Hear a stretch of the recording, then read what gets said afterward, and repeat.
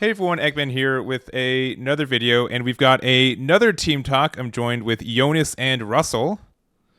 How you guys doing? We'll start Hey, with Yonas. Hi. I'm doing great.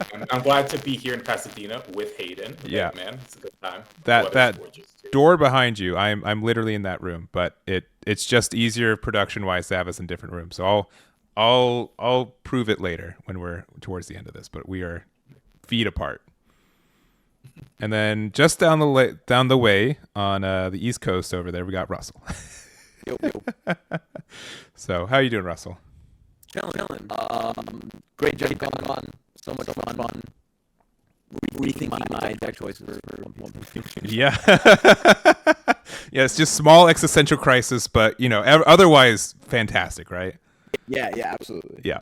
Well, so to keep you guys in the loop for this one, thank you guys so much for supporting the last team talk. It was a little bit spur of the moment, but we had a good time. So we'll continue probably doing these about once a month. No set schedule, but usually around big events. So likely the next one will be either right before or right after Card Fest, but that's the idea. We're also recording this one before the restriction list goes live, but it will go live after the restriction list goes live. So on release this video, we might have some dated thoughts, but we'll see what that looks like as well. But yeah, we had Gen Con this previous week. We've got a couple more weeks of OP07, and honestly, we all did really, really well at Gen Con too. So we wanted to kind of go over our decks and our thoughts of what we did that weekend too. Casual humble brags related. Yeah. Humble brags for the squad. Hey, my tournament to topping ratio is fantastic right now. All right. I play very few of them, so it was a welcome surprise.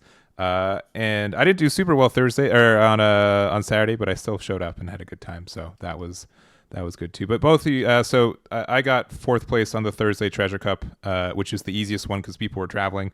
Jonas got top 16 on the Saturday regional, and then which had top cut, which he lost to. You lost to David Lago, right?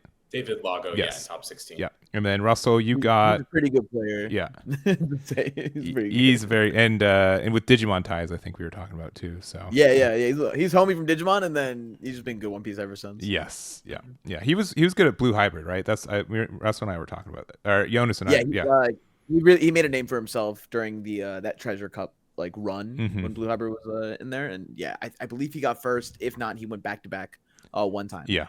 Because there's a lot of times where I was like, I don't know about this Lago guy. That's way too consistent. Yeah. And then I saw him play also performed extremely well. I was like, all right, this guy's just really good. Yeah. And then Russell, you went X and 2 on Saturday, right? And got I think 22nd. Yeah. With I lost to the winner, Kyle. You did. And another RP Law player who I believe finished pretty well. I lost around like 6 or something like that. Gotcha. Yeah. You but yeah, I think just a really solid performance for all of us, and it was just a really fun weekend too, which we can talk about. So the only other game, Russell, you're really invested in Star Wars as well. I know you're playing that. I'm trying to get it on the website too, on the deck builder, are seeing if we can get some more events, because they have like regional level events coming up, right? Store regionals qualifiers. Okay. That give you a day one buy at nationals. Oh wow. Okay. So it's insane. But they're really they're being lax about it. It's like what Fusion World kind of did, where they're like, we don't want major tournaments at one. Yeah. They don't want major tournaments year one. Wow. And they're okay. Like, all right, so we're gonna have decently sized tournaments, but if you don't get your invite, no biggie, come to nationals. They want their own Bandai Fest level of Star Wars stuff. They're calling it the Galactic Championship. Okay, that's a neat name. Yeah. With that, they're like, oh, we're gonna have store events, and we're gonna triple the number of store events, set 3. And they're gonna keep, adding more and more with the amount of the people that keep showing up and the popularity of it all. That in its own side topic, it's not Star Wars channel, but there's a lot of stores put up their list to sign up and immediately sold out. So they're experiencing One Piece level sellouts. Yeah. At usually Magic and Flesh and Blood players or on most of the community, and most of the time they're accommodated for the number of players they get to keep. Oh, so they usually have 2,000 or 3,000 man events for Magic, and people are like, yeah, you should be able to register whenever you want, or the day of, the day before. Yeah. And I don't think they're used to the fact that if it's this popular in this day and age in 2023 and 2024, like it sells out immediately. And a lot of people are feeling that friction. Yeah. Of what it means to adopt to a popular card game. Yeah, I think that's kind of just like it's good growth, but just in the sense that for Bandit card, as far as I know, it's legitimately we have this amount of pricing, so we literally and sometimes it's like the venue can only hold so many people, but if you're playing, that seems like the bigger issue, the venue. Yeah. For the stores, But like Pokemon, Yu-Gi-Oh, Magic, all three of those, there's never been like a cap, right? Or if anything, it's like an invitation. So it's to be able to realize that it fills out, I think is a learning curve that I think One Piece has kind of gotten figured out, but Star Wars is definitely hitting a lot of success too. So yeah, that's cool. And and they're on set 2 right now, and there are also some events that you played in one or two of their Winnamats. Yeah, I played in one of their events on Friday. I went 4-3. I would not say I played a meta deck. So if we keep talking about the top 5, top 6 decks today, I probably played like a rogue outlier that's B tier because all I'm gonna win if I make top 6 is the playmat. Sure. And I really enjoy playing the game. And so I have a lot of fun no matter what I do. As long as I play a deck I will enjoy. And then you can see now in how I act with One Piece that if I don't enjoy a deck, I kind of get moody about it. You do get a little moody, So like, I wanted, no matter what goes on, win or lose, to enjoy my tournament. And I had a blast. Like, even when I went like 4-3 and like lost my final round, usually I'd be like kind of mid on it during dinner. But like this one I just didn't care. Yeah. It was so much fun. Yeah. So it's the store championship I will be going to is in Maryland, and I will take that super duper seriously. And that is a time when I'll start paying attention. But a different deck won every tournament of every day, and I believe -1 tournament a different deck got second. So there's a lot of variety, a lot of tech, a lot of like cool, I don't know, rogue decks I can't really explain on this channel because you guys don't know this. People we only have an hour, all right? Do the top with Hody Jones in Europe. He went 8-2 at Hody Jones. He made top 64. Someone basically did that and got second place with another quote unquote garbage rogue leader. So it was pretty dope. It was pretty good. I love the tournament. I can't wait to play again. And then it makes me want to take One Piece more seriously. Because I see like, I'm putting in almost no effort and I'm getting destroyed in this one. And then I'm putting in like a little bit of effort in this one and kind of getting it. So I kind of want to take it seriously. Yeah. I think one thing I noticed for sure, I mean, Star Wars was there last Gen Con. It hadn't been formally released yet, but there are demos for it. I saw a lot of people I follow online testing Star Wars for the first time and being like, hey, wait a minute, this game there's fire. There's fire. Yeah.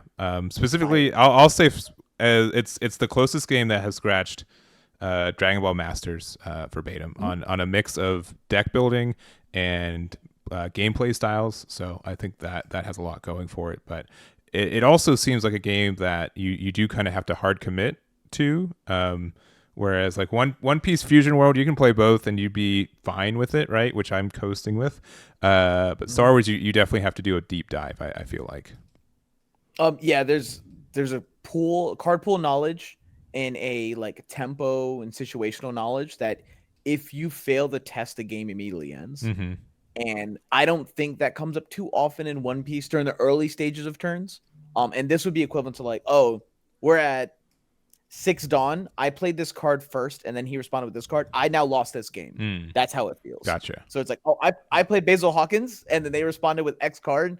I lose now. I should have played Bonney or like X card. But if you look in like in a vacuum, playing Basil Hawkins there is perfectly fine. Sure. That's how it feels like. Gotcha. Yeah. Based on the context clues, you're like, oh yeah, I have this much energy and I can play this, or how much resource, whatever it's called in Star Wars. Is it resource? Yeah. Is it just resource? Okay, yeah, I have 6 resource and this thing costs 6. Seems good to go, and then you lose. Yeah. Slam me, right? Like, no, you're gonna lose. Yeah. So, well, cool. Of the limited games I played of Star Wars, I wanted to play like blue control decks the entire time, and then like, my card game knowledge was just like not even up to par, so I just got destroyed. Yeah. So. You read it, and you're like, remove card, and you're like, I can kill that, right? And you're like, no, that's a leader, and you're like, okay, I'm gonna lose. That's a problem. Yeah, so we did that. You also we didn't prep with this, but I'm going to go into it.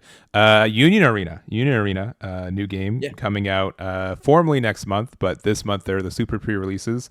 Russell, I saw your tweet on it, but reiterate what's your thoughts on that real quick? Some of the worst gameplay experience I've ever had of any card game ever. Cool. But I was using Gone Freaks and Killua, so I'm playing the game. Yeah. Like, as long as it has my favorite characters, I'm treating this game like a time to enjoy with my friends. And they have Haikyuu winner cards, and I'm obsessed with Haikyuu, so I will play. Yeah. And I will not take it super duper seriously. And then met by you and a bunch of other people who have apparently been playing the game like crazy. They said that the constructed in set 1 and set 2 is a much different experience than what I experienced during demo and stuff. Literally right next to me. Yeah. So I'm looking forward to that. And they have the IPs that I've loved for the past 15 years. So I'll play. Whatever. Yeah. So Yonas is in town. I ended up just buying the Japanese star decks to make content with, but I sleeved them up, and Yonas and I have played. He loves Bleach, so he called dibs on Bleach. I'm like, all right. Yonas, what's the win-loss record approximately? Oh, I think it's like 1 in 10 or something silly. It's so bad. And is the deck bad, or just like how you've been playing it? Probably both. The first couple games, I think I just didn't understand a lot of the combat skill. But after a while, I got a little bit more of a grasp on it. But that deck feels very dysfunctional if it doesn't draw its ways to KO the green creatures that exist in the in your deck that you've been playing, the Hunter deck. Yeah. And I just cannot keep up with the gross things that Hayden was doing on back-to-back turns. And you played the demo decks, which are different than the star decks, so there's different card pools from what you tested with, but I think. But no way you don't play Fishing Rod, right? Oh yeah, 1,000%. The star deck only comes with 2 though, so great. you feel sad, but when you see 2 of them, your opponent feels really sad. So. Oh yeah, they feel uber sad. Yeah. But yeah, I think there's definitely some RNG. I think the serious level I don't know. My opinion for the game's only gone up, which maybe doesn't say that it's gotten better, but maybe how low it started. Mostly because I like deck building, and this game deck building seems very minor compared to even other Bandai card games. So yeah. But it's definitely a game that's really fun to grind out just a couple games. I think the variance is good enough where there's different situations. Sometimes it can be a little overpowering, but I think Digimon's security mechanic is still a little bit more than it is for Union Arena, because you can just you can die to not only like Gaia Force, but also just like, oh, I'm an 8K body, I hit a 9K. Cool. Call it. Yeah, they're more most of the triggers I feel are more defensive and tempo oriented to your opponent gains advantage than necessarily you losing advantage. Outside of, I don't like not getting the card in my hand. Yes. Yep. It feels terrible. When I asked that, I was like, "Oh, he hit me. Can I put this?" It goes in my hand, right? And they're like, "No," and I was like, "Oh." And then the demo guy looked at me like, "Yeah." Yeah, unless it's Hisoka and it's got the get trigger, and then you play it next turn, and they're sad. Oh my God. Cannot beat that card. Yeah. It's so I think so. It's going to be really interesting how tournaments are going to work in general, especially for me, like a tournament results kind of guy. But I think the game will be fine, and it'll be really fun to play. It's definitely like you get out a set. Here are the 3 different decks you can build out of that set, and that's it. Yeah. But you get more sets more often than the traditional card games. But you can also just you can only just buy into the Hunter stuff, and until they have a second set or like an expansion booster or whatever, you are set for like a year. So, well, have you played White Shorts? I have not, no, but it's the same. Yeah, I have heard. It's the exact same thing. Yeah. So like when it set drops, it's like these are the 3 playable late game decks, and if you don't want to play one of these 3, don't buy this. Yeah. Or if you don't like this anime, don't touch it. Yeah. And that's kind of like how I'm gonna treat it. Yeah, that's the hope. And honestly, if that just means like every month it's like, hey, this set comes out, here are 3 decks, they're on my website, you can check them out, see you next month, I can keep up with that kind of work. So yeah, here's the hope. Not the worst. So but yeah, I've been enjoying it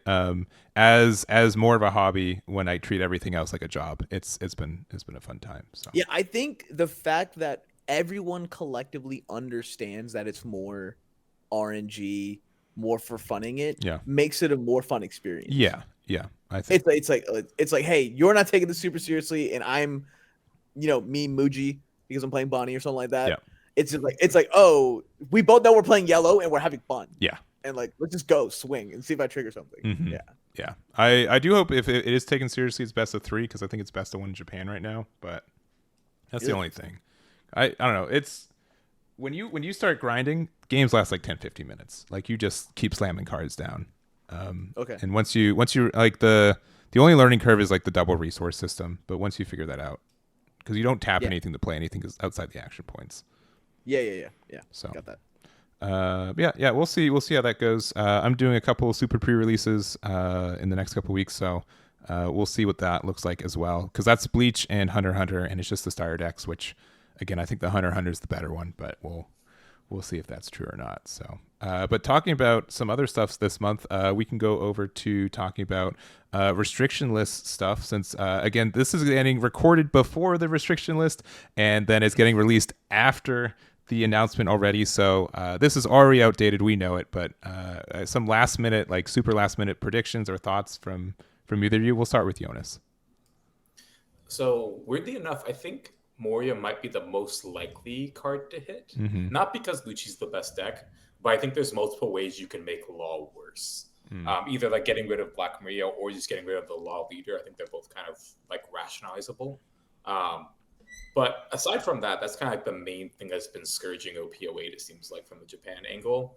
But after that, you can kind of like maybe target a couple other decks. But I think just like targeting the 2 main decks that have been dominating so much is like the best course of action. And I don't think you need to do many other like patch ups after that, from my opinion at least. You want it banned, limited to 1? Feeling? I want Moria banned. I think the card is a little too polarizing. I mean, I've played like a fair amount of Lucci mirrors, and like the main way games are won or lost in the early part of the game is just like the Moria diff. Some person just draws like 2 or 3, another person just draws 1, and it's insufficient. And then aside from that, the only real like angle of attack is like 5-cost Sabas and like mirrors. But like aside from that, there not really isn't much agency from either player, which is never like the most fun thing in a game. So I think you should just get rid of that card completely. And having a 1-of just makes the feel bad moments even worse, in my opinion. Like your opponent just draws their 1-of. Like, what are we doing? Yeah. The only thing I'll quickly interject before I go to Russell is that generally Bandai does not like banning super rares. And I think it's because it's technically a hit in the pack. So they like restricting it to 1. So they're like, oh, you got the alt art. Well, you can still play the 1-of. Don't worry, you didn't get a non-pack kind of thing. But that's my only interjection. If they restrict it at all, I doubt they ban. I think they'd hit it to 1, but we'll go to Russell. Okay. I want this leader locked. I want Rebecca leader locked. I want Reiju leader locked. I just don't want these cards banned. I don't want them limited. Limited to 1 feels bad because you high roll. And then banned feels terrible, in my opinion, because it like kills the color of a deck or takes out an entire like late game avenue that some colors don't have like available. Like, all right, let's say green was dominating right now and you banned 8-drop Kid. It's like, oh, well, what are we supposed to play on 8? Rosinante. Like, there's not much to replace it because it's so strong. It's like, it's just Isho. Or like, maybe now they have 8-drop Sabo, so like maybe we can ban it. Yeah. Because Black has good late game stuff. I just want Rebecca taken away from Gecko Moria's already blatantly obvious advantage and just separating them two and seeing how everything plays out from there. Because like if you leader lock Gecko and it's only for them and then you take away Rebecca from that deck, maybe it's a little bit less insane, especially now that it already lost Great Eruption, right? So like there's so many small ways to go about it. And limiting it to 1 is worse than banning it, in my opinion. Just ban it. Like, because spiking the 1-of, like when we hit Ice Wall in Blue Hybrid matchup, it felt terrible. Yeah, I literally told Ice Wall to Jonas. Yeah. Like as we were walking getting coffee earlier, I'm like, hey, there's this card that existed.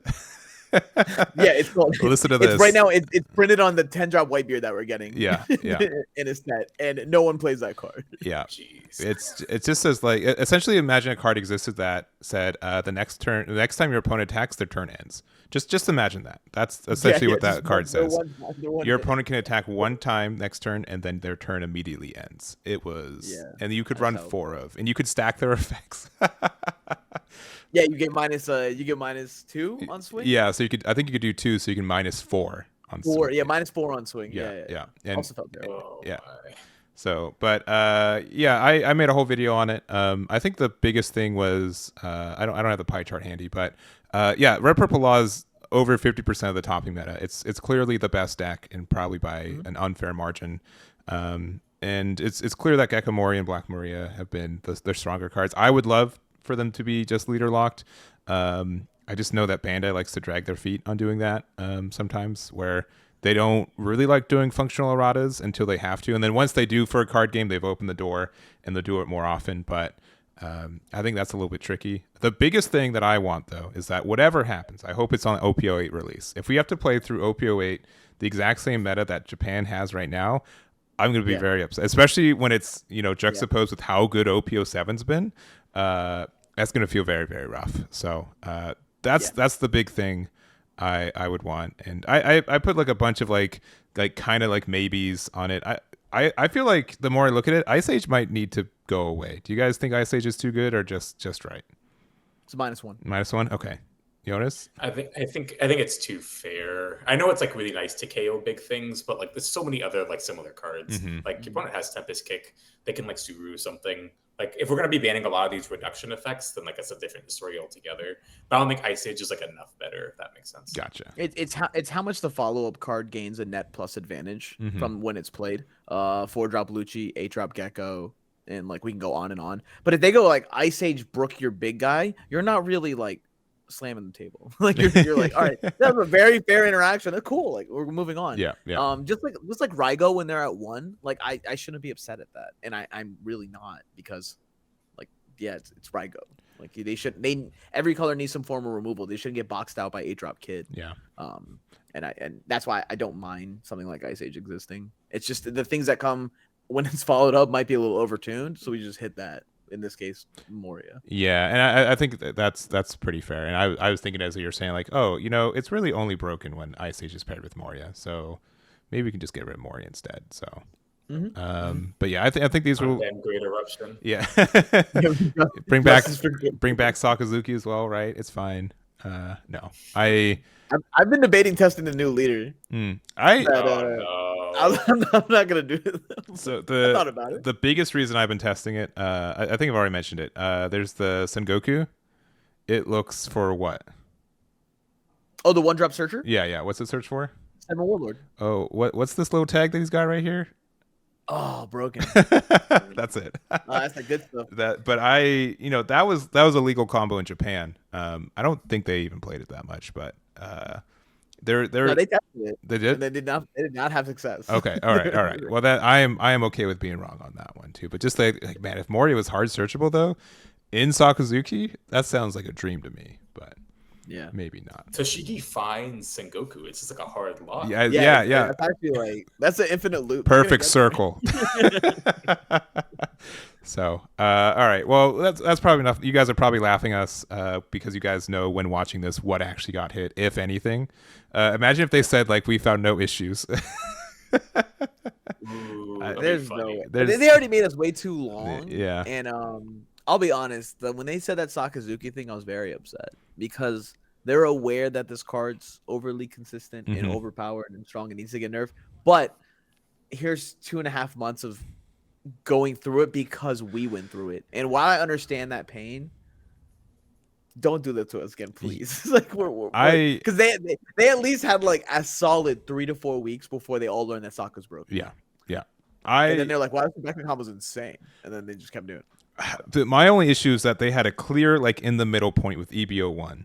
Like, you know what? I'll take the first half of OPO6, sure, and then EBO1 we switch over, new meta, new cards. It's a half set, right? So it's enough of a reason to change a meta, and they're like, nah. You gotta play T-Bone. We can't. We gotta. What about the bone, baby? We made an alt art of that guy. We gotta play him. So and T-Bone's yet to be seen play since Sakazuki's passing. So yeah. So follow up. Do you think Anel's gonna get hit too? Oh man, I don't believe so. I don't think so. I wanted to get banned so bad. Yeah, not if Vegapunk got top 4. No shot. True. No shot. Yeah. Jonas is like, I've topped with it, and then no one else. No more back-to-back national champions. I'm the one and done. I think in general, if an L gets hit, I think it's more of a customer satisfaction kind of idea. And I know that when I saw 10 cost ace, I was like, oh, it's over. I think an L is good, but it's not. I think like maybe like, do you think OPO5 an L was better than what an L is in this current format? No, an L is like so much better, or an OPO7 than was an OPO5. Gotcha. People knew how to play against an L less back then, which was a huge boon for the deck. But the deck now gets to be a much more controlling deck, and it has a lot more powerful tools. That it just I miss playing Ohm plus Holly, but that was not a good combination of cards. No, that is super fair. So I think it could be hit. I think very few people would complain if it got hit, and maybe that's a better way to say it. So people would complain. Don't get me wrong. People love complaining, but I think a lot of people just accept it. But I'm good to stand corrected. All right, that's enough on that one. So we'll see with you guys next week when that actually drops, and then next Wednesday when this actually drops. But we are going to go over our deck list that we ran at Gen Con. We're going to talk about it. Also, all the deck lists that we're talking about today and many others are on here. We do have like a team page they're mostly my deck lists, all right? So, which means they're half-baked, but I tend to update this pretty often. It's not like the most accessible, but if you go on like the deck builder here and then you go to like One Piece, OPO7, it links to here. So it's just like a staff OPO7 deck list page for that kind of stuff. So, but yeah, all the ones we're talking about today are on here, and we're going to start off with Russell and his, what did you call it? Did you call it like a lame Bonney? Safe Bonney? What you called it something like you were upset you had to play like a cookie cutter weenie Bonney or something.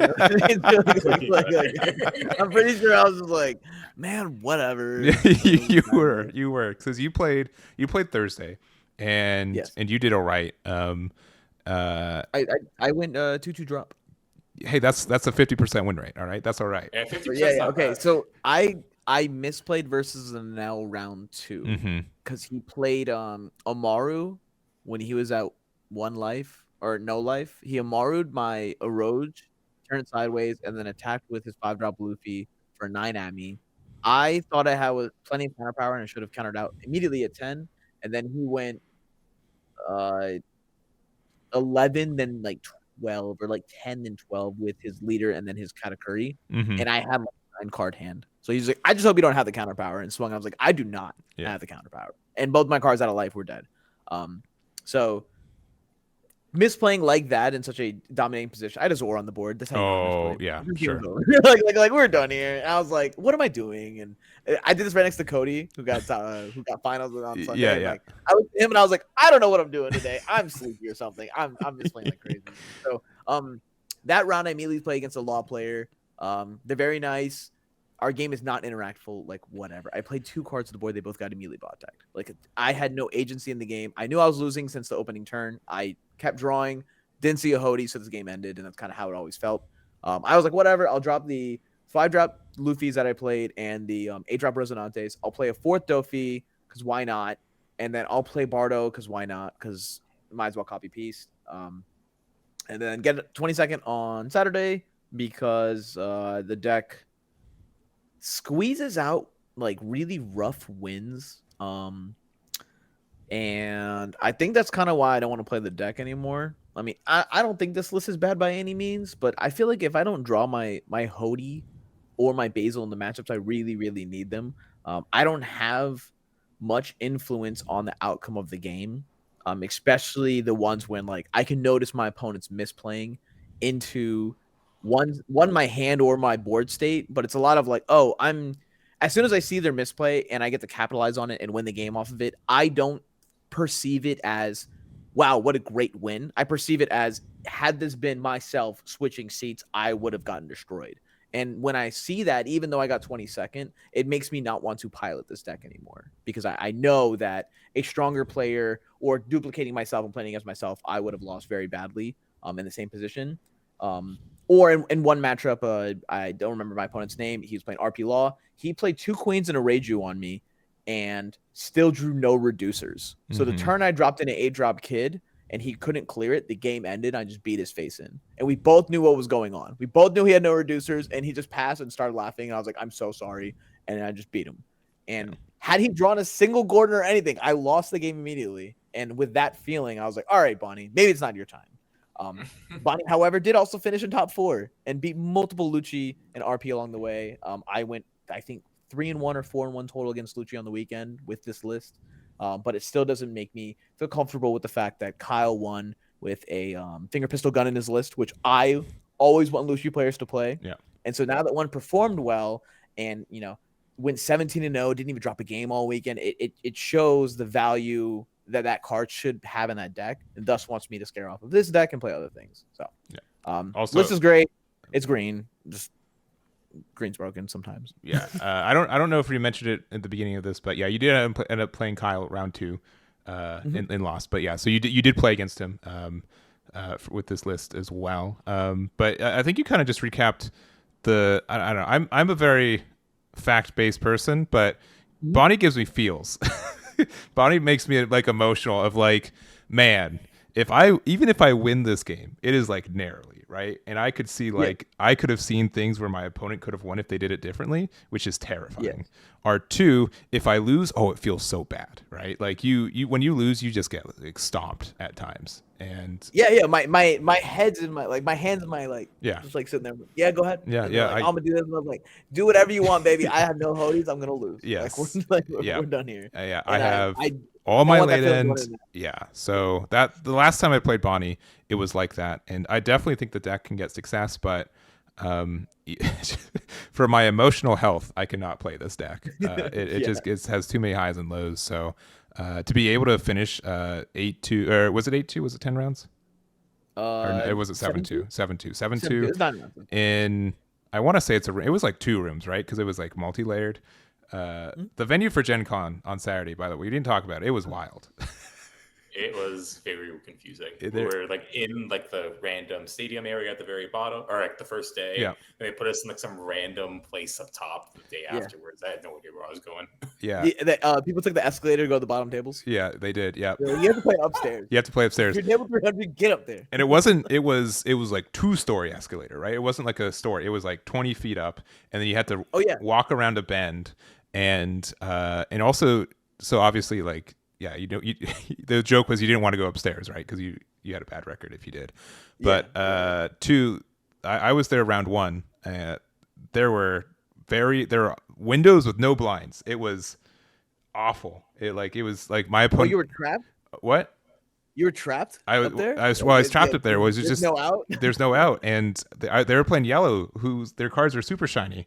So there was one time they discarded a card randomly after I hit them, and like, why did you do that? And like, because we were talking, they were a Digimon player, so I thought they discarded a card from their life or whatever. And they're like, no, I played this Paro Sparrow, and there's this this white rectangle on the table. I'm like, oh, that is a Paro Sparrow, isn't it? Okay. Oh, blinding. My blinding. It was awful. So luckily I only played 1 game up there, and then I think I went like 4-2, and then I dropped from there. But it was a really interesting venue for sure. So Yonas, any thoughts on Bonney in general? I know you. I don't think I've ever seen you play the deck. So I have played Bonney. So I bought green decks to tournaments in One Piece twice now. Mm-hmm. They were both Uta. And during testing, I was barely eking out games against black decks. So I was like, I'm winning like more than half my games. Things are fine. And I was just deluded over the fact that, I can just beat decks. And I always go like 0-2 or 1-2 drop, and I just die. So I think I'm pretty numb to the fact that I'm probably not playing green in a tournament again anytime soon, unless like the power level like spikes up significantly. As things are right now, this deck kind of has a few too many holes, but it is quite good against black yellow. So if you find like a small narrow moment where black yellow's at its peak, I could see like bringing Bonney. But I still am like very uncomfortable with the RP Law matchup when I'm playing the deck. So I'm just gonna hope they don't draw Gordons and move on with my life. Yeah, and that's why, as far as we know, like OPO8, it does not exist in Asia for that meta. Maybe if Red Purple Law gets adjusted, I can see it coming up. Either that or Carrot. I know some people were talking about Carrot as well. Since So yeah, another... there's a different version that plays on odds. Mm. So it goes 1-3-7-9 and skips out on 8-drop Kid, and takes like advantage of the Dellinger and then the Carrot play. And then there's that new event that I think it locks down 3 of your opponent's tapped characters. It's better. It's all of the 7 costs or less, I think. Yeah. All 7 costs or less cannot restand. So if they go aggro against you, you can then respond with your own aggression back, or you can use Cavendish to loop that twice. So you go like, I get to play Zoro, swing Cavendish, restand 2, and then play my guy and lock your whole board, and then kill them with Zoro the following turn. There's like small routes of finding success with it. Gotcha. Yeah. So I've seen that. I don't know how much, but I think Carrot's done like a little bit of topping. But yeah, in general, Bonney was super played. I remember when we were in Japan, it was the most expensive all art leader at the time. I think a lot of people were on it or wanted it. I mean, obviously there's people just like Bonney as a character too, but yeah, it seems to just drop off afterwards, which is really interesting. So.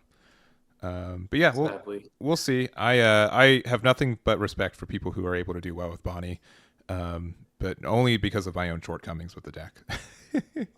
It's a grind. Yeah. I hate it. Yeah. All right. Well, there's Russell's list. Thank you very much for sharing that, Russell, and congrats again for your top. And then we're gonna go over to Jonas. So Jonas, we all played both days, and we all played the same leader, not just minor variations between the day. You went top 64 day 1 with this. Did you use the same list for both days, or do you make a? It was a very different list, actually. Okay. So I thought there'd be a lot more Lucci, and I thought going into this event, I wanted to play a bunch of Miss All Sundays to kind of like out attrition, kind of keep card advantage against those decks. Mm-hmm. And the first day, I didn't do bad. I went like X2, but whenever I drew Miss All Sunday, I was just so unbelievably annoid. Sure. Just because I was like had too many non-counters in my hand. I was gonna highlight it, but yeah, she's completely gone. Yeah. Yeah, she was completely gone. I just like didn't want her in the deck. I was like, this card's super frustrating. And I'll just like maybe try to like outmaneuver Lucci or just like try to find some other way to beat them in the following day. And that's kind of what my plan was. Just play 4 Queens, play 4 Reijus, and then kind of play the best I can without Miss All Sunday and just try to play the most amount of counter I possibly can. During the Saturday event for Gen Con, this is the list I ended up playing. But I did play against 4 Luccis in the Swiss rounds of the tournament. I did beat all of them. Which was like a pleasant surprise. Like I think a few mistakes were made. I played against an Arizona local, and he made a mistake on like the second turn of the game and basically lost because of it, which was kind of funny. He played Rebecca Brook instead of playing just Brook, and I got to go like Kid, leader ability, and just swing at the Brook, and got rid of the Rebecca, and he couldn't find a Rebecca the rest of the game. Because the active Brook was enough for the tap Brook was like absurd for the board state. Yeah, it was. I had nothing in play, but it was like way too hard to defend, and I got to just go play Kid on my 5 Dawn turn, and then leader ability. Yep. And then also just swing 6. So like it was like really like obnoxious from his end. And then I lost 1 RP Law mirror because my opponent had 7 cost aces, which were really terrifying. But other than that, it was like perfectly fine. I won 8-1 in Swiss, and I mistakenly posted my list on Twitter. You did when it was not when it was not an open list, which was a fun experience to have. I just didn't know that we didn't do open depth list formats for non-stream tournaments. So for future reference, guys, don't post your list if it's a private tournament, guys. Interesting. I didn't know that was a justification for it either. So interesting. Yeah. Just for next time you guys get into the top cut scenario. Yeah. Play against Lucci in top 16, playing for all the marbles, the Shanks and the 10 mom. And David Lago, apparently a very skilled Digimon player and a great One Piece player, kind of like trounced me. I made a few calculations or like risks that kind of punished me immediately in game 3. Just hoping my opponent didn't draw their 3rd and 4th Moria after they milled 2, and they existed. And I kind of got trounced because of it. But no, he played very well, kind of like mapped out a lot of his turns in terms of good KOs, which is kind of basically all you need to do against Law. And then everything there afterwards was pretty easy from his end.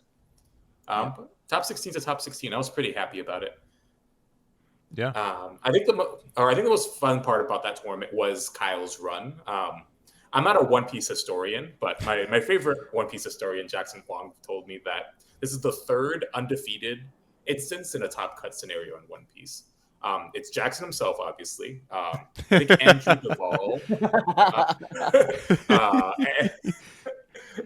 Uh, Andrew, or it was like a deck limited battle, I think, for Jackson. I think Andrew Duvall got one in the first Miami tournament, or first next tournament from PPG, and then this one. Gotcha. Which is a pretty awesome scenario. So, yeah. Gonna be in One Piece history that way. Yeah, that's hard. The reason also I chuckled extra hard. I get people who message me about putting like larger events but unofficial ones on the website, and I'll usually do it. And like cool, and like 9 times out of 10 they get first place. When they reach out to me, they're like, "Hey, I got all the deck lists for this event. If you want to cover it," I'm like, "Sure." And then it's like their name first place. I'm like, "Oh, I see why." Like, I appreciate you did all the hard work. I appreciate it, and I like to cover it. But like, it's very funny. It's just always like, "Oh, I can see why they might have a little extra in the running to have this incentivized. Yes, like, yeah, exactly. But no, that's really really cool. And we don't get a lot of top cuts, unfortunately. So, which I think there's a lot of decks where they're kind of praying a little bit in Swiss, but if they're able to make it a top cut, they do instantly better in that format too. 100%. And I think Red Purple Law is generally one of them too, because I don't know, my issue with this deck is just the consistency is sometimes not there. What do you do to overcome sometimes like a middling hand or something like that? I embrace taking hits. I don't have card draw. I'm going to 1. That's how I'm drawing my cards this game. It's like the most obnoxious part about that deck, because if you have a middling hand, your risk tolerance has to be quite high just to make sure that you give yourself the best chance to succeed. Because if your hand is like Reiju-less, Queen-less, and you leave yourself at 3, there's no real access you can win this game. So got to give yourself the best chances to win the game, even if it makes sometimes you have to go to 0 sometimes or go to 1. Yeah. It's a terrifying space to be in, but it's you have so many blockers. You can really support that mentality as well. Since you're playing the Shariah, is that like you're like, oh, I'm going down 2-0. You attempt to close. They anticipate maybe my life won't have counter power, and they counter out of like an early 7K swing, and you're like, all right, I'm gonna double blocker up and hope you don't have the nuts to like kill me here. And I think like your list can support that mentality and play style at least. Yep. This is also saying I haven't played a single game with this deck. I played in my head. Yeah. And so to ask, if you don't mind me asking, how was only having 2 law when you yourself are like an Enel connoisseur?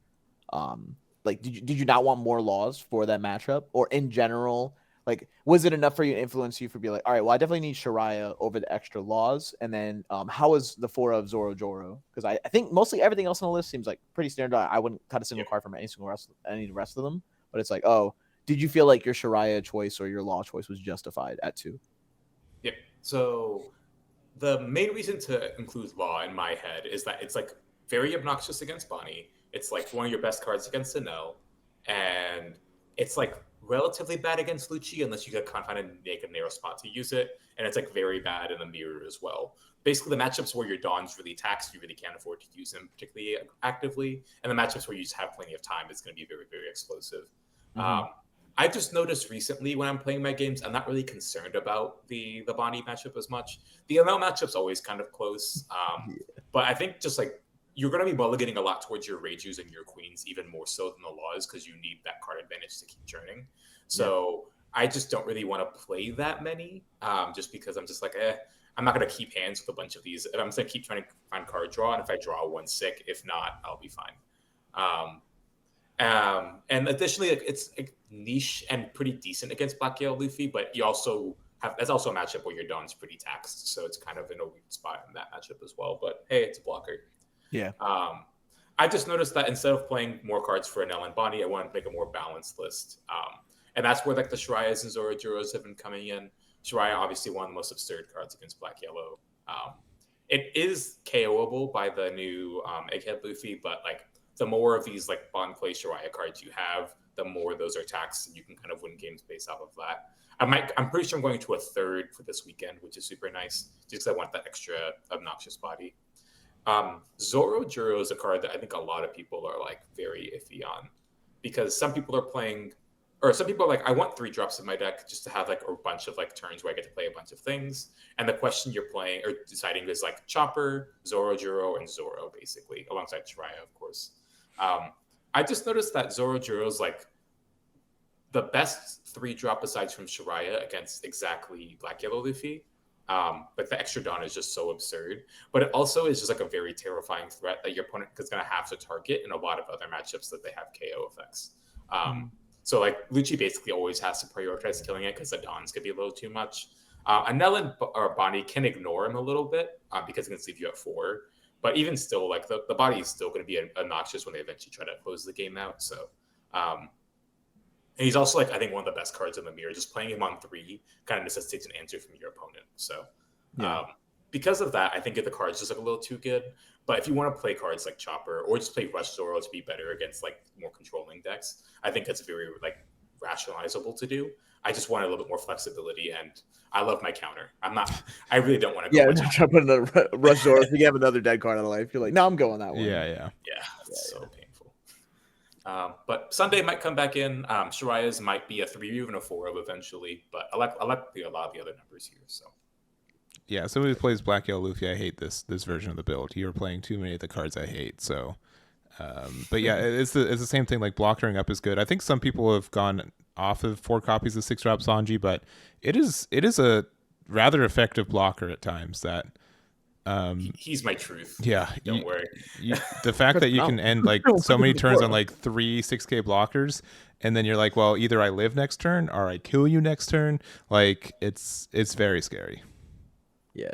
Paying that 1 Dawn tax and still having like your most optimal turn possible against this deck in the late game is very frustrating. Like to know that you need to swing for 6 would lead to it, even like try and put yourself in position to threaten lethal 2 turns from now. Is why I think like playing so many of the blockers at 6Ks is so strong. Yep. And the more you understand your opponent's deck, the more you can find these like really obnoxious moments to just play them. Like when you play against Lucci, like on your 7 Dawn turn, like almost always play one of these blockers because your opponent's not gonna like forego playing a Moria. They're not gonna forego playing their cards just to like make sure that they can like get rid of this. So you get that free block and get that free card advantage every single time. Any other cards in rotation? I know Law's kind of like an interesting where it's pretty maybe 30-35 cards are understood, but then there's a lot of wiggle room for like self-expression and deck choices. And I think you mentioned you wanted to be more of like a middling, which I think makes sense when there's so many different decks that exist right now. But any other cards that were in rotation that we hadn't really talked about? I know that Sanji, the 2-cost red Sanji, has been in a lot of people's arsenals, as well as like 7-cost Ace that I've been thinking about. Basically, like if you want to have a more polarizing card that's much better in certain matchups, but going to be a lot worse in others, you can kind of explore those. But kind of going off of a thing that Russell mentioned, where like you always want to have the flexibility to punish when your opponent does something kind of suboptimal. I think the more middling you build your deck, the more opportunities you have to find those punishes and act on those punishes. So the cards like 7-cost Ace, while they are quite good in the mirror, they are good in a lot of other spots. They are like, it is pretty kind of punky against Lucci, and you really want to be kind of like doing other things in that matchup. And additionally, cards like Sanji are going to be quite good against the slow decks, but I think there are cards that kind of do that similarly. But Otama is like basically your Gordon 9 and 10, which is like so relevant in matchups like Body and other matchups like the mirror. And you can't really afford to miss those Gordons in those matchups. Yeah, no, I agree with that too. So I think Law's here to stay for this format too. And we'll have to see. I think Law's probably still performing maybe a little bit less good than I thought it would going into this format, but soon has to be it just got second. It just got second. No, but like just like general I got so many messages at the beginning of OPO7 meta, like, when are you going to talk about needing red purple Law to get banned in this format? Because so many people were seeing how it was doing in OPO8 and they just skipped back one.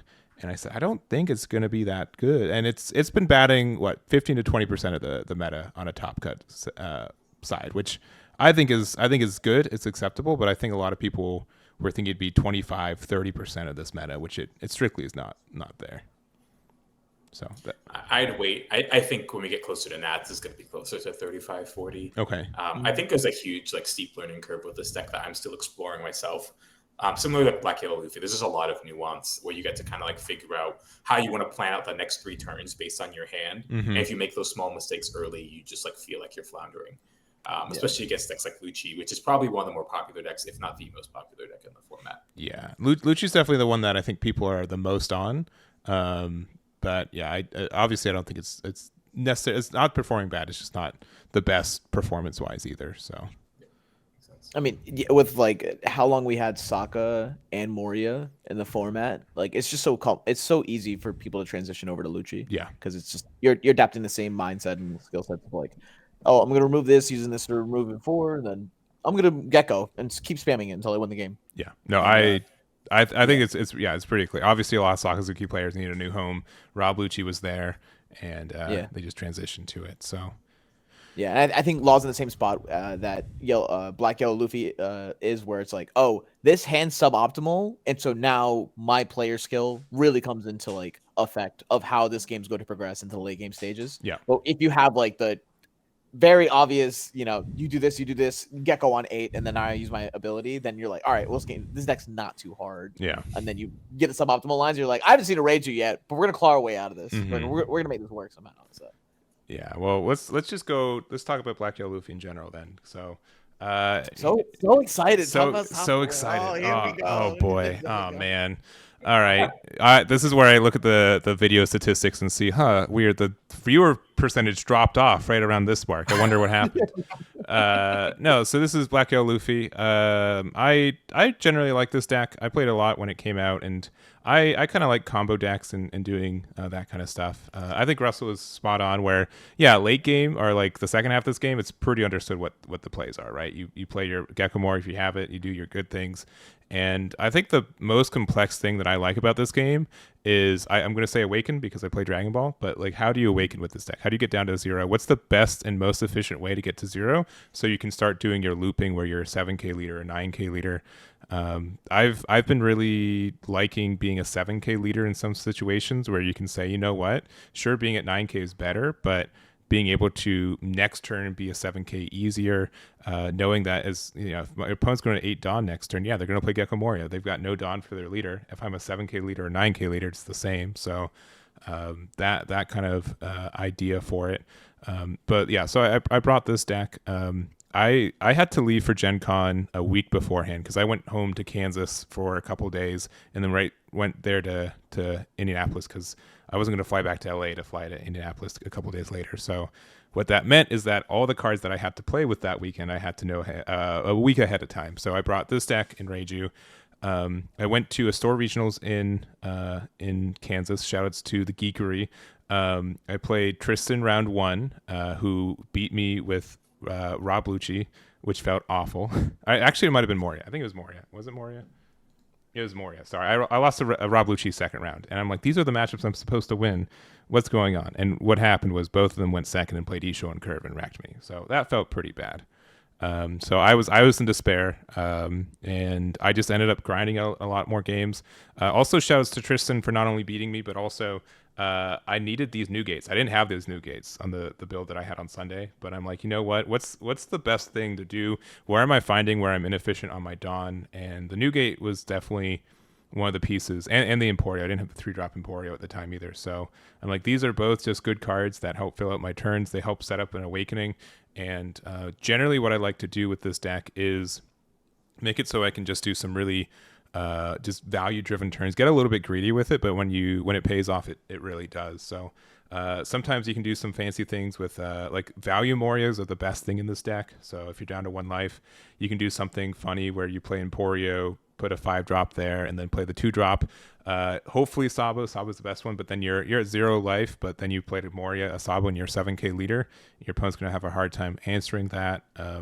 You have some things to do. Newgate being able to do this. I've mentioned this several places several times, but what got me the most success with this card was being at 3 life. You play it, and then let's say there's a 5 cost that you want to play later. You put that as your 2nd life. And then you put 1 card on top of your deck based on how this effect works. So it kind of put your opponent in like this weird mind game where they're like, well, surely they put the card they want at the top of their deck to be able to play a 2-cross boy with. So they either hit you and then you get a free card from it, or they don't, and then you can like flampe and then do the 2 costs. So normally that kind of stuff really worked out. It got a lot of advantage for it. And it really, really helped me set up some, again, like greedier Moria plays are plays where I'm like, I'm going to go down to 1 life, but I know what that 1 life is. So then I can like play a 2 cost, do the cycle, sometimes get Moria to play next turn. I really like. I almost want to play this at 3, especially because Red Purple Law, they hate that card because they can't get rid of it. And also when we're playing stuff like Rocket Luffy and Thunderbolt, and we can use the Newgate to set it up in our life, it's really good to be able to get rid of useless kids and that kind of stuff. So other than that, I think this deck it can be really straightforward, but I've probably played in the last month over 100 games of this deck, and each one of them has felt kind of different. And it's definitely a deck that rewards you from seeing some similar situations of where to get the most value from. And the only thing that's tricky is that if your opponent knows what's going on, they can put you in some really awkward situations of hitting you when you don't want to get hit, or vice versa. And even if you don't like this deck or don't play against it, I recommend trying it out just so you know where the pressure points are and being like, man, it would be really upsetting if they started hitting me at 1 life right now. And vice versa. So being able to identify when it's hard to be efficient with this deck, I think helps you play against it too. So last thing is that I don't play the event. I wanted some more room for tech. It's obviously not a bad card. If you like playing it, you definitely can. But I did like a stream, like a victory last stream earlier this week, where I think I went like 14-4, something silly like that. So, and I just never missed the cards. So as long as you find your Sabo, as long as you're able to get like 1 proc of this draw 2 trash 2, 9 times out of 10 you're set up for the rest of the game, especially if this doesn't get bomb decked and you can recur it later in the game. But just getting cards into your trash to be able to get that value is great. And lastly, don't be afraid to attack with the Sabo. Like Sabo can attack as well. Like if you attack with it and they attack into it later, it just blocked preemptively, which is as much as you'd want to do anyway. So most people will try to get rid of the Sabo anyways if you attack with it. So you getting that extra card. This deck is definitely about nickel and diming your opponent and seeing who has more cards at the end of the game. So if you can get an extra card out mid game, it kind of adds up in the late game too. So that's my thought for the deck. It's super fun. And if you could only kind of focus on one deck, it's one I think that you get rewarded for doing that. I'd agree.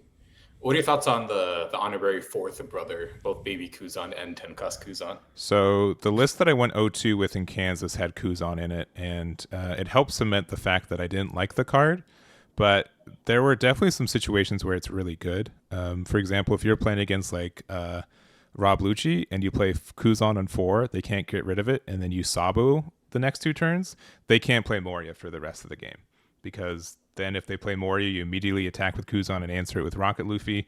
You've made more bodies, and they lose on the spot. But generally, though, I feel like those matchups, I wasn't really trying to swing for those matchups as much.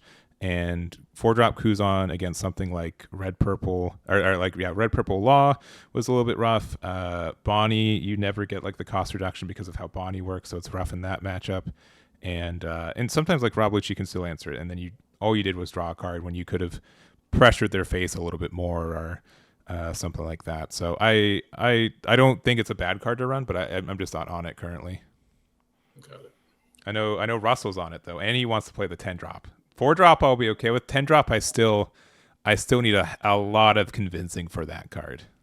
Kuzan's just so strong, and it enables things in matchups that normally aren't like available to you in such a consistent fashion. And your leader lets you discard a card, so I really don't care if I have a dead card in my hand. That's my biggest thing is like I don't mind drawing it late. I need something to discard regardless, especially or unless I didn't hit my 5 drops. And then I need to dump them into the discard pile for the effect. I get all that one too, but like I don't know. Kuzan's a pretty good card. Play that Moria, the card is broken, so I can't imagine not playing it now. And I mean, I'm with you more on Newgate than I am for T-Bolt. Okay. In every way, because I remember one of my friends playing Newgate against me. I read it. And I was like, that card's cute. And then he flopped out the Rocket Luffy on me. And then I forgot what else followed up. But I lost a card on my board. Yeah. And then I just played 3 10-drop Dofis and they lost. So hey, all right. I was like, all right, well now I'm scared to play this deck because Bonney's so broken. But yeah, 4-drop Kuzan. I'm not with you on not playing the Brothers card. This deck looks so inconsistent. I don't know how you don't miss that card. That card's broken. Just mulligan better. That's we're back to set 2. Nah. We had the Don and Nami. Nah. You search whatever you want. You search your whole deck. Sabo just cycles enough. I promise. Just I recommend trying it. I recommend just playing a couple games without the event and see if you actually miss it. Maybe that's the better way. I'm gonna like that because I'm a Bonney player. Like I'm already down for inconsistent games. And I'm just like, oh yeah, look, it happened. Like I'm used to this. I'm used to the inconsistency. Let's go. Like, yeah. So I don't know. And it's probably a bad habit, but like whenever, and usually it's when I get bored with a meta, I'm like, how is this? Is this a load bearing card? Or is this like just, part of the scenery? So I sometimes like remove cards and see if I actually miss them. Sometimes some builds they weren't playing ace because it just was the worst brother by a long shot. But I went back onto it because one more attack usually can win you the game in some weird spots. So I'm down for one more Ivankov too. 3 Ivankov solid. But I can see you you want to fit your Newgate and then you T-bolts for answers and stuff. So yeah.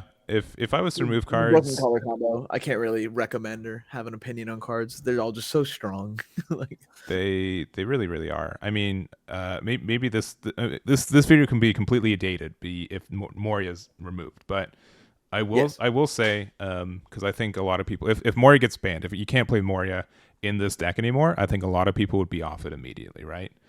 Absolutely. And I would be a little bit less hesitant, or a little bit more hesitant on that because there are a lot of games where I was still able to get the value without it. Not being able to recur the 2-drops is bad. I will 1,000% say that, but I do think that the deck can still function without it at times. It's definitely better with it, but I also think that like Rob Lucci losing an 8-drop 9K that can hit you for the rest of the game also helps you a lot too. So. I would definitely keep trying out the deck for a little bit to see if it was super bad without it. But I think you can change it from being, most of the games kind of end on you being like a late game. You grind out value and had enough swings. And now we're just playing 4 copies of of Ace and we're going face a little bit more often. So, yeah, if Mori got banned today, I'd probably add 1 more of each Ace, an Ivankov and a Newgate, and just see how I'm feeling from that and go from there. I would switch decks and play Ace. That's fine. I would switch decks and play blue yellow Ace, and it'll be a superior leader and deck in every single way because Moria's broken, and as soon as the deck loses Moria, that deck's good. Like it's not bad right now. No. And when the limit and everything gets hit, it's Ace time, baby. I need less of a reason to. I need very little reason to not play Ace because I've played it in this format, and I think there's a lot of good things it does. So I'm super down for it. I think I don't think there's obviously we get some more support in OPO8 because we just get more 5 costs that fit the mold, right? But yeah, and you get the 10-drop Newgate, right? If you want to play it. If you want to play it, yeah, because you can now search your Newgate Whitebeard Pirate cards, which Aces, the 5 cost ones are. So yeah, I can definitely try that deck too. So. I don't know. It's going to be interesting. If something like Moria, which has been a pillar of the format for the majority of this year, is removed, it will be interesting to see how people adapt in that way. I'm calling it here. If Black Maria and Moria get banned, or it's like RP Law and Moria get banned, Nami's winning the first regional after. You can't. You can't hit me with that. I make one remark that I think maybe Impel Down is the card we take out of Nami, and people go nuts. Did they get more help? What? In next set? Did they get more help? No. But Okay. but I don't know. I've this is the end of the podcast, so no one's watching this anyways. But yeah, I made a remark that like I think Nami could be consistently too strong if Red Purple Law gets removed because it's, as far as I know, the worst matchup for the deck in the next meta that we know of, right? And I'm thinking like, what is a card that we remove from the deck to make it less consistent but not unplayable? right? And some people just say ban the leader because they hate it. And so people are like, the deck is fine, don't worry about it. Just because it's starting to win events doesn't mean it's bad or, it's too good. But I was thinking the reason I picked Impel down was because it wasn't made for the deck at all. The deck that it's supposed to be made for doesn't run it. And it's just another trigger that says draw 2 when we have a lot of those already. So that was my mentality for it. But it's also not something that I would say like needs to happen, but just more of a thought of what could happen to Nami. It basically gets soft banned in OP09 for what it's worth. Mm-hmm. The Blackbeard leader does stop the Nami leader effect from working when they're at 0 cards index. So they just lose. Yeah. That's very funny. Does it negate the leader for the whole turn, like their whole turn?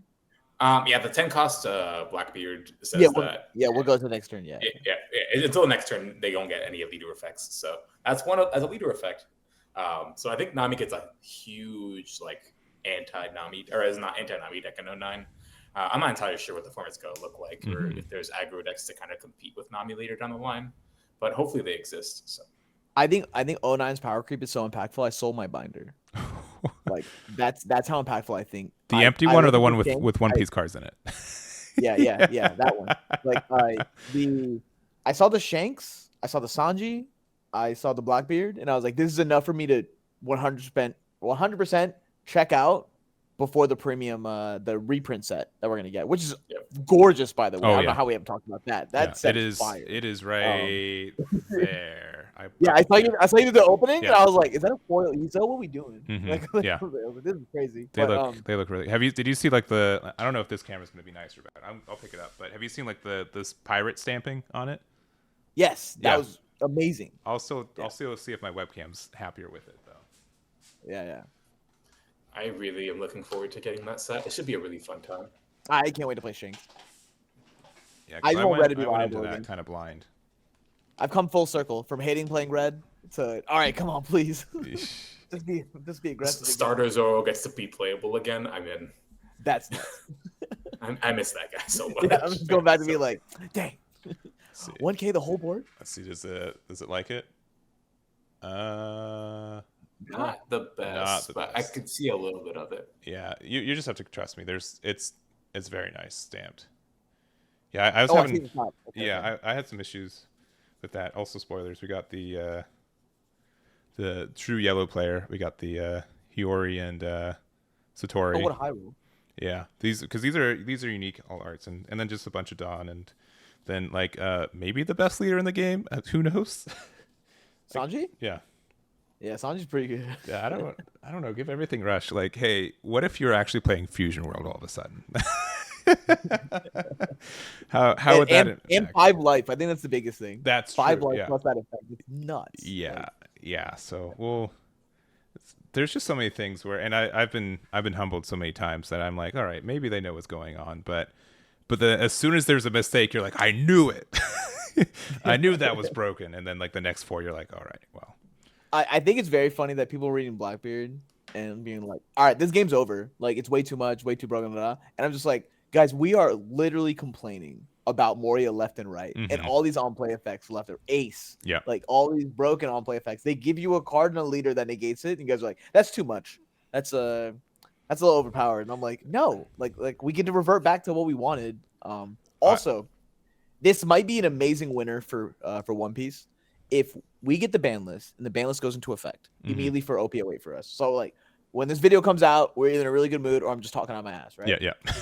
They drop this ban list. We have a fresh format that we've never seen before. We play it all the way through till 09 drops. 09 drops, and then we go right into nationals. I'm pretty sure that's the timeline. It's right? around December. there. Yeah. And we and so are then, you? Then we go to nationals, new set, OP09. New ban list, fire. Yeah, like absolute flames, and then we get the feeling of having a fresh leader and having like new cards that we get to play around with, even if it's already quote unquote fully explored over in the East. Until we get our until they sync anything up if they feel like doing it ever. So yeah, there's potential for it to be super fun and great to be a One Piece fan again, and it'll make me actually want to buy cases. Yeah, So. we are in the same boat, but you're rising my hopes way too much. I gotta be middling on that. But yeah, as someone who hardly competes, yeah, fresh formats are fantastic. But I also know there's a lot of people who just like are sweating because now they're like, all right, I've got a week to figure out what's the best deck out of like thousands of people who are going to be there, which is that's fire. That's it's so fire. fun. It is fire, but I understand It's like why some people cool and it's anxious and people get nervous and you're like, who cares? Yeah. Let's play Bonney. Yeah. Well, I think like we're more on like the deck build, like theorycraft side. And then there's a lot of other people who are on just I couldn't distinguish a good deck from a bad deck, but if you tell me to play this deck and it's good, I will play it till the end of day and you know have a winning. So it definitely affects those people. I talked to too many people who are like, yeah, Sakazuki was good, but I made a lot of money and I was really good at playing Sakazuki, so I have literally no complaints. So I understand the other side. But yeah, please do that ban listing, Bandai. I know we're at like one viewer at this point of this video, but it's you, Bandai. You'll hear us out. It's your time. It's your time. Make the change. Well, can we also get the format conversions too at the same time? Just make sure we get the same format as the West or the East. I would also be okay with that. Though if I was to be honest, I would rather have. I don't know. Would you rather have the being at the same point of them or getting it later, but our format being like the revision of it so the format's better? Do you know what I mean? Revision 100%. Yeah. Depending on the format and how much I like the cards. Okay, so no answer. If there's a lot of like uniqueness to explore and I can find like a green hybrid amongst it, then I'll have a lot of fun. But if it's just like, all right, here you guys go, and it's like another boring set, maybe a fake set. I mean, I know people post about OP08 being a fake set just because it's dominated by Law, and the only thing to keep up with Lucci. Yeah, and it's sad that so many of those leaders, which are very cool in my opinion, get no play. And then Kagura, the yellow leader, is like borderline broken, sees no play because Law's broken. Yeah, so this is a case where I would only want that set now with revisions with ban list. Sure. Like if OP08 dropped today for same time and we're all like, all right, it's just Law. This is annoying. I don't think me sharing that experience with them makes me feel any better about it. Give me the revision. like I don't. Oh, you guys don't like it too? Neato. Yeah. Like no, give me the ban list. Like get me out of here. Yeah, there could even be maybe even more animosity about it. Like, no, we're not complaining nearly as much as they are. So, so I He gave you Americans what you wanted. Yeah. Yeah, I think I'd rather. I definitely like the idea of us again being like a couple months behind, but we having a fresh format that is theoretically better, right? There's always a chance they make a restriction and then a worse meta comes out of it. But I would be more interested in that, to be honest, than maybe being caught up. Where based on how they've kind of the last couple of sets have been meta wise on print, I guess, or on release in Japan. So.